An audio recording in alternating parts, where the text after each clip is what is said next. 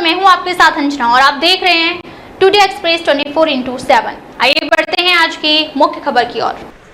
उत्तर प्रदेश के गोंडा जिले में एक दर्दनाक सड़क हादसे में 11 लोगों की मौत हो गई। यह हादसा ईटिया थोक थाना क्षेत्र में उस समय हुआ जब दर्शन के लिए जा रही बोलेरो गाड़ी अनियंत्रित होकर नहर में पलट गई। बोलेरो में कुल 15 लोग सवार थे। मुख्यमंत्री योगी आदित्यनाथ ने हादसे पर गहरा शोक व्यक्त करते हुए मृतकों के परिजनों को 5 लाख रुपए की आर्थिक सहायता देने के लिए निर्देश दिए। वहीं उत्तर प्रदेश के गोंडा में हुए सड़क हादसे पर रविवार को राष्ट्रपति द्रौपदी मुर्मू और प्रधानमंत्री नरेंद्र मोदी ने दुख जताया। पीएम मोदी ने हादसे में जान गंवाने वाले प्रत्येक मृतक के परिजनों को प्रधानमंत्री राष्ट्रीय राहत कोष से 2 लाख रुपए और घायलों को 50,000 की आर्थिक मदद देने की घोषणा की है। दर्शन करने कैसे यहाँ हम लोग बैठे थे, हंस रहे थे, अचानक से पता नहीं कैसे चले गए। रोना बेटा रोना। गाँव कौन सा पड़ेगा बेटा? चौराहा तीहा गाँव। अभी वही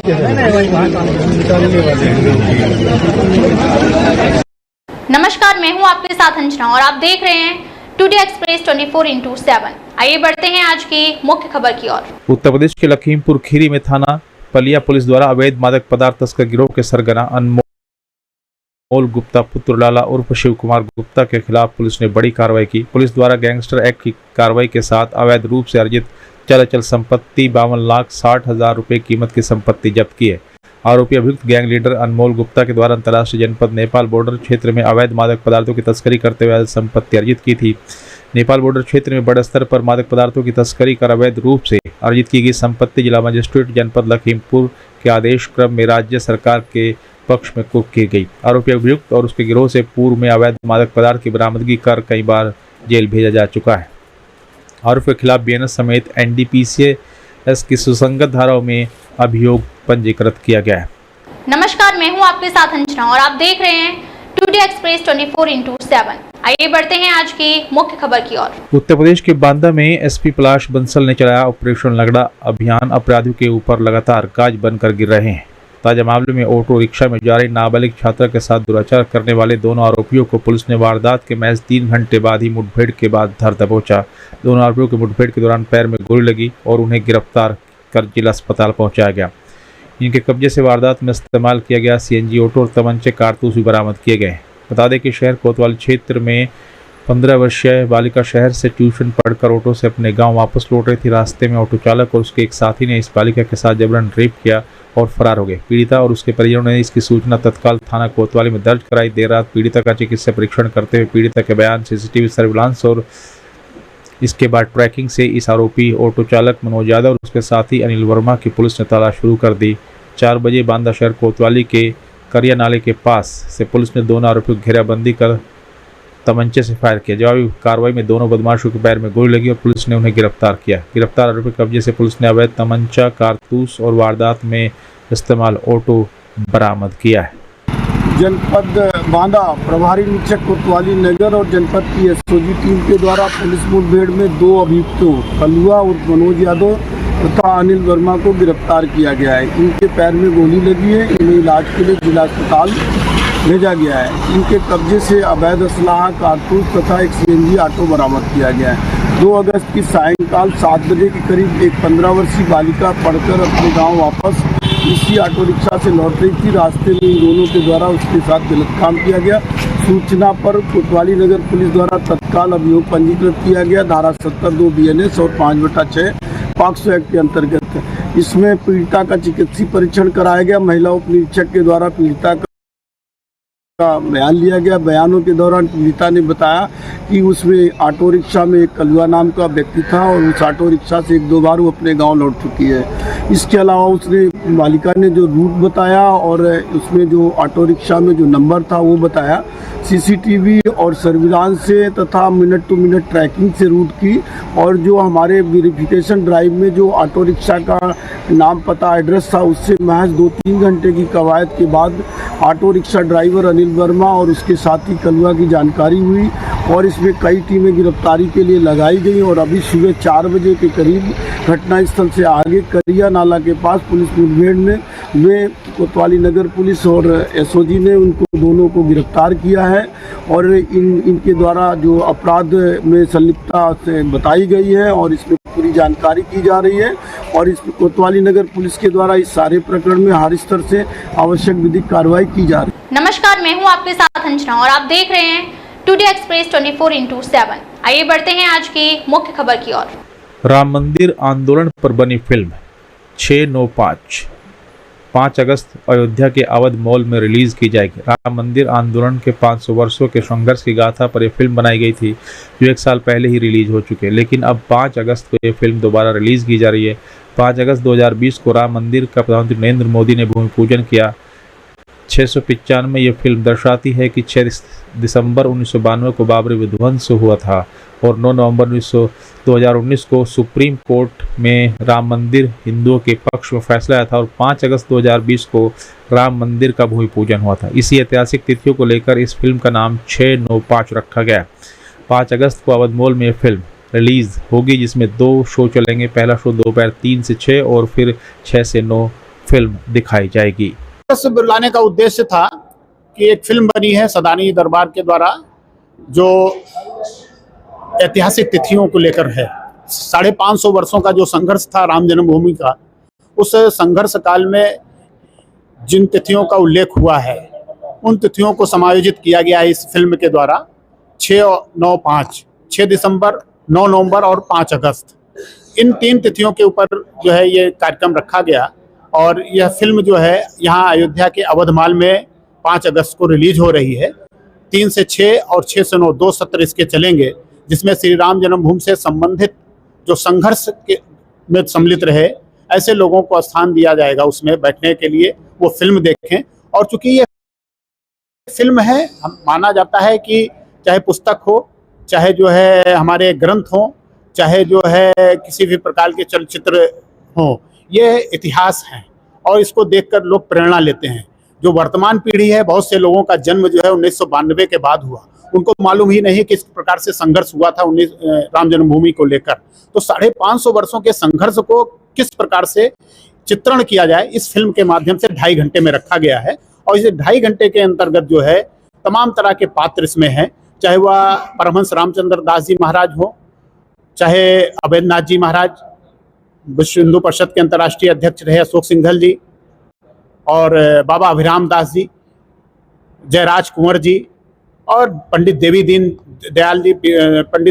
जी जो यहीं के थे।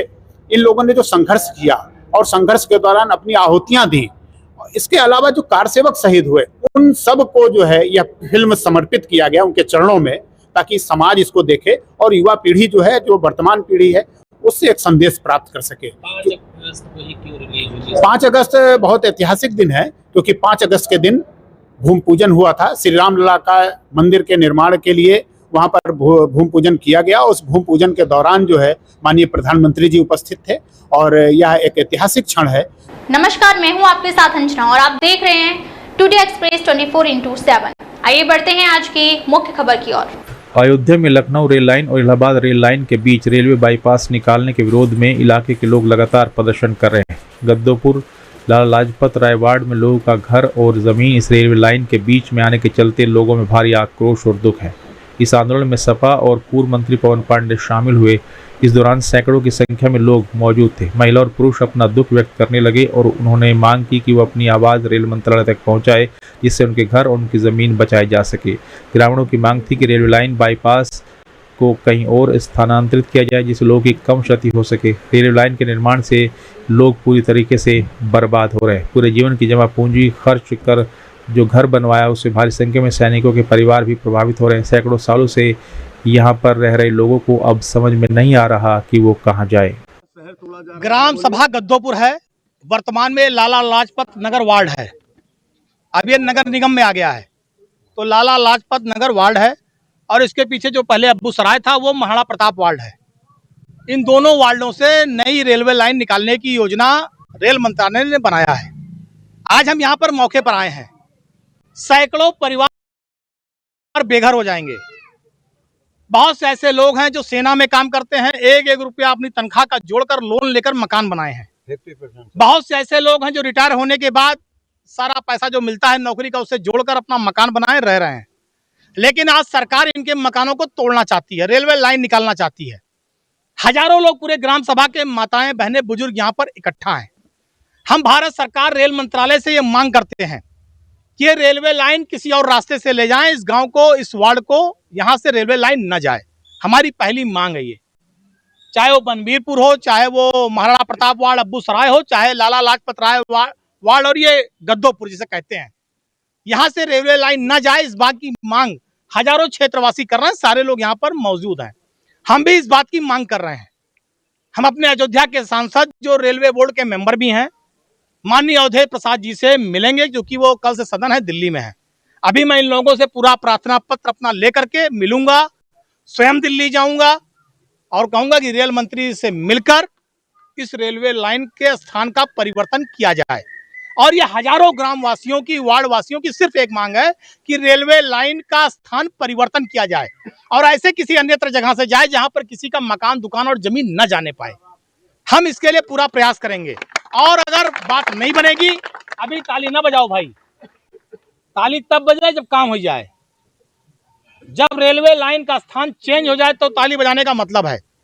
और अगर बात नहीं बनेगी तो मैं अपने राष्ट्रीय अध्यक्ष श्री अखिलेश यादव जी, जो कि कन्नौज के सांसद हैं, हमारी पार्टी के राष्ट्रीय अध्यक्ष हैं, मैं आप लोगों का प्रार्थना पत्र लेकर उनसे मिलूंगा, उनसे निवेदन करूंगा, रेल मंत्री से मिलकर इस बात के लिए निवेदन करें कि हजारों मकान टूटने से, हजारों के परिवार टूटने से और हजारों लोगों की खेत किसान की माँ है, उसी से अन्न पैदा होता है, उसी से परिवार चलता है, जीवन यापन होता है, तो उससे बचाने का पूरा प्रयास किया जाए। रेल मंत्री से मिलकर सिर्फ एक मांग की जाएगी कि ये रेलवे लाइन किसी अन्यत्र स्थान पर स्थानांतरित की जाए, जिससे किसी का नुकसान भी ना हो और हजारों लोगों के मकान, घर, परिवार बच सकें।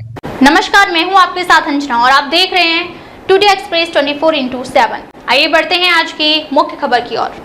उत्तर प्रदेश के ललितपुर में रफ्तार के कहर में गई एक भाई की जान, दूसरा गंभीर रूप से घायल हो गया। दो सगे भाइयों की तेज रफ्तार बाइक आमने सामने टकरा गई। सड़क हादसे में एक भाई की मौके पर दर्दनाक मौत हो गई, दूसरा गंभीर रूप से घायल हो गया, जिसे जिला अस्पताल रेफर किया गया। तालबेहट कोतवाली क्षेत्र के तहत ग्राम पठोरिया के पास का ये मामला है। नमस्कार, मैं हूं आपके साथ अंजना और आप देख रहे हैं टुडे एक्सप्रेस 24/7। आइए बढ़ते हैं आज की मुख्य खबर की ओर।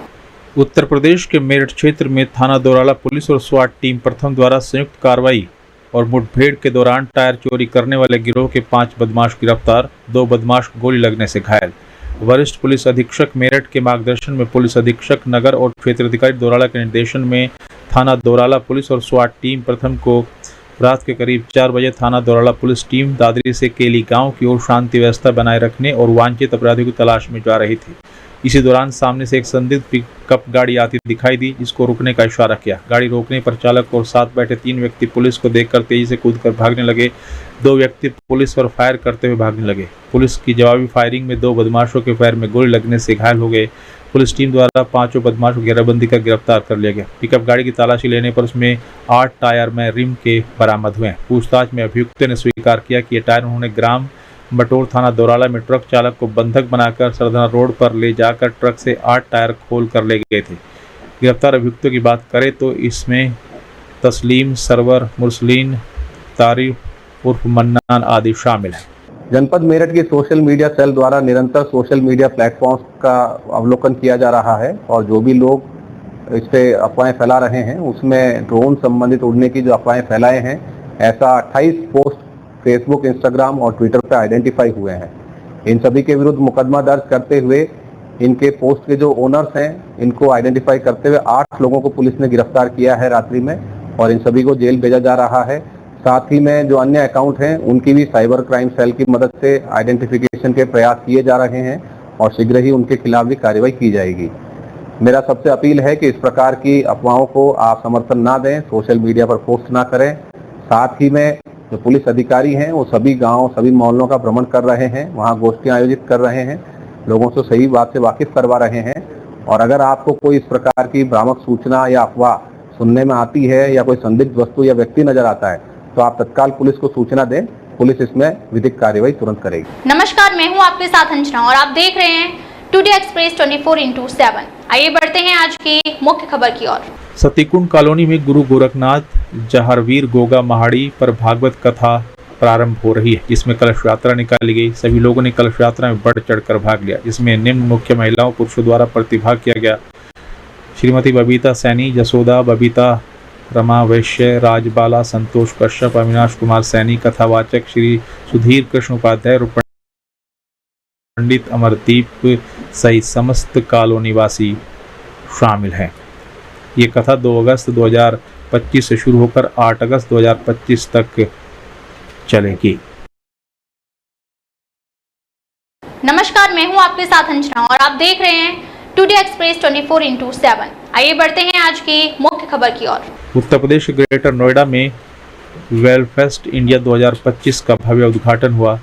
ये महोत्सव वेलनेस और वरिष्ठ नागरिकों की देखभाल पर केंद्रित है। पद्मश्री डॉक्टर नितिन अग्रवाल ने कहा कि ये पहल स्वास्थ्य सेवाओं को क्रांतिकारी रूप में बदल सकती है। डॉक्टर नितिन अग्रवाल ने आयुष क्षेत्र की मजबूती पर जोर दिया। महोत्सव में आयुर्वेद, योग, प्राकृतिक चिकित्सा और महोत्सव में आयुर्वेद, योग, प्राकृतिक चिकित्सा और वरिष्ठ देखभाल से जुड़े उत्पादों और सेवाओं का प्रदर्शन किया जाएगा। साथ ही ज्ञानवर्धक सत्र और कार्यशाला भी आयोजित होंगी। 5 अगस्त तक इंडिया एक्सपो मार्ट में वेलफेस्ट कार्यक्रम का आयोजन किया जाएगा। वेलफेस्ट इंडिया एक अम्ब्रेला प्लेटफॉर्म तैयार किया है, जिसमें कि वेलनेस एक मेन मंत्र रहेगा उसका। वेलनेस आयुर्योग के माध्यम से, जिसमें आयुर्वेद, योग, नेचुरोपैथी पूरी दुनिया में इसका संदेश जाए। हमारा ये आयुर्योग का 7वां एडिशन है और हमने बहुत बड़े प्लेटफॉर्म पे इंटरनेशनल लेवल पर इसको प्रेजेंट किया है और आज के युवा के लिए भी। और ये एक मैसेज है स्पेशली जो युवा अपने को बहुत मॉडर्न से जोड़ता है, तो हमने ये बताया है कि भारत की ये जो सांस्कृतिक विरासत है इसको कैसे साइंटिफिक और मॉडर्न तरीके से हम प्रस्तुत कर सकते हैं। दूसरा विषय हमने ये रखा है कि यहाँ पर एल्डर केयर के नाम से, जिसमें कि हमारे जो बड़े बूढ़े हैं, हमारे जो एल्डर सिटीजन्स हैं, उनको इग्नोर नहीं किया जा सकता और हमारे पूरे समाज की ये रिस्पॉन्सिबिलिटी है, ड्यूटी है कि हम उनकी चिंता करें।